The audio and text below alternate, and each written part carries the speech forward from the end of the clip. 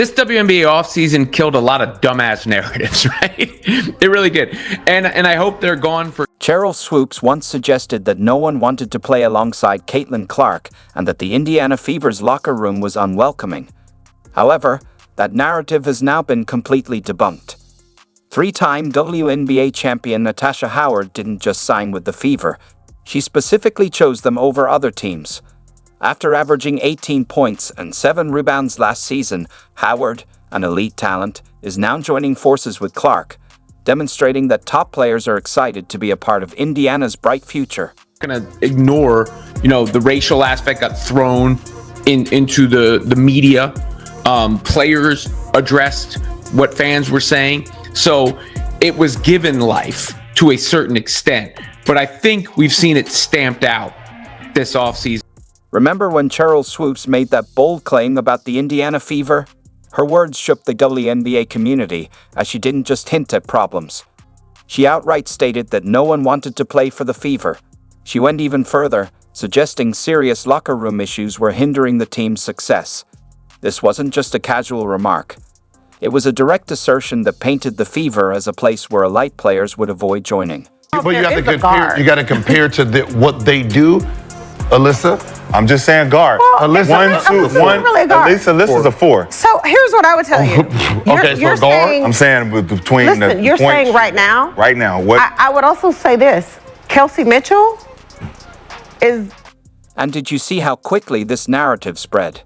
It took over social media like wildfire, with sports talk shows stoking the flames. Suddenly, everyone had an opinion on the so-called toxic Fever locker room. What made it worse was how this claim became the perfect tool for critics trying to downplay Caitlin Clark's impact.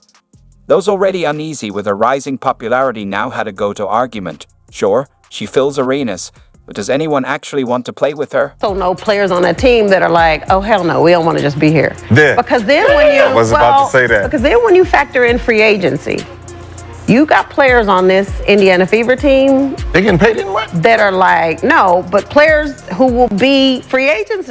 Throughout the entire 2024 season, whenever the Fever struggled, commentators would quickly reference Swoopes' comments. See, this is exactly what Sheryl was talking about. The narrative was so powerful that it created a strange disconnect. Clark was breaking rookie records and selling out arenas across the country, yet the notion of her being a divisive force within the team lingered, refusing to disappear. So what happens when Aaliyah ain't playing well again? It's back to you know what I mean? And so as a player, back to it. As a player, do you want to continue to stay in a situation where you keep yourself vulnerable to all of the hate that you know is going to come to you if you're not playing the way everybody thinks you should? The damage was real. Imagine being a free agent, considering your options, and constantly hearing that the Fever was a dysfunctional team that top players wanted no part of. The narrative wasn't just unfair, it had the potential to derail the team's future. Even as Clark's on-court brilliance was undeniable, the shadow of toxicity continued to loom over her and the Fever, affecting their reputation. I'm just using Aaliyah as an example because Aaliyah is not a free agent. But if you're a player like an Aaliyah Boston, you know the worth you bring to any other franchise. And you know how that works. Not every player who's a free agent should leave because the grass probably ain't gonna be greener for you. Facts. But a player like a Kelsey Mitchell could be very valuable to any anywhere. team. Yeah, facts. Right? Facts. Aaliyah Boston could be very valuable to any team when she becomes a free agent. What's crazy is how many fans and analysts accepted Swoopes' claims without question. Social media was flooded with people agreeing, convinced that veteran players would rather go anywhere else than be part of what they called the Caitlin Clark circus. The perception became so deeply rooted that it felt almost impossible to shake. Narratives was people wouldn't want to go to the Fever because of the Fever fan base. And the Fever fan base being painted with this broad brushstroke was always just stupid, really. There's no other word for it, because Caitlin Clark brought more fans to the league than it's ever seen. So many of them are Fever fans, and the new fans that come in outnumber the old fans that were already there. You don't want to tell those people they're unwell. Then something happened that completely shattered the toxic narrative. While everyone was buying into the idea that no established players wanted anything to do with the Fever, Natasha Howard, A three-time WNBA champion and former Defensive Player of the Year, made her move. She didn't just accept an offer. She actively chose Indiana over multiple other options. How's that for proving the doubters wrong? Seem to be back, to be honest. Like when I was on that stage press conference, I kind of got emotional a little bit. Like, wow, I'm back here again where I started, and just how Stephanie White was speaking so highly of me. Like, I'm like, this is where I need to be at, and this is where I belong. And I'm just so happy to be able to come back and handle some unfinished business. So, who is the player who just dismantled Swoopes' entire argument? Natasha Howard isn't just any veteran. She's basketball royalty, with 3 championship rings and a Defensive Player of the Year trophy to her name. Coming off a dominant season where she averaged 18 points and 7 rebounds per game, Howard is no one scrambling for a contract. She's an elite talent with plenty of options, yet she chose Indiana. I just feel like I'm supposed to be here. And God worked in mysterious ways, and He put me back where I started. And like I said, we still have unfinished business since 2015. The most telling part? Howard's emotional press conference said it all. When the Fever presented her with her original jersey from 2014, she was visibly moved. This wasn't just a business decision, it was personal. I'm just really honored and blessed to see a team that appreciates me, Howard said. Her words cut through all the noise about Indiana being a place players avoid, showing that the Fever had something special that even seasoned veterans recognized. Going back and, just watching that game again, it's like we should have won that, but that's in the past. And like now we have a young group that's hungry and ready to win a championship. We added new pieces, so I'm really excited about that. And I just can't wait to get things going and, helping this young group learn and tell them this is what it takes to win a championship. And at the end of the season.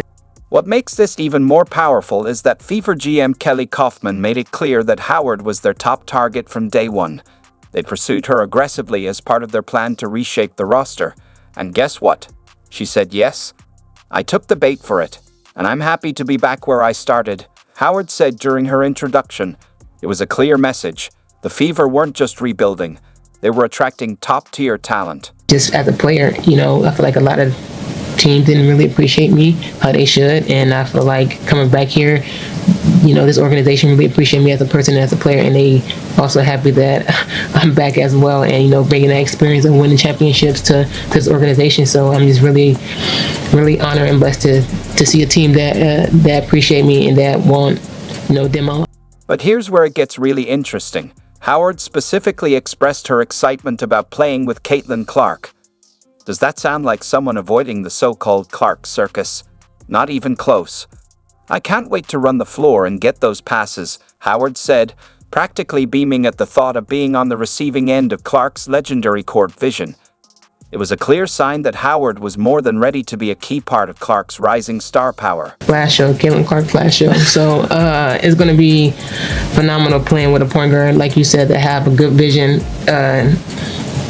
on the court, because that's like as soon as she get the ball in her hand, she's throwing it up because she already see the person down the court before she even get the ball in her hand. So that's one thing I love about her vision on the court. I really can't wait to catch all those passes and give her all the assists that she.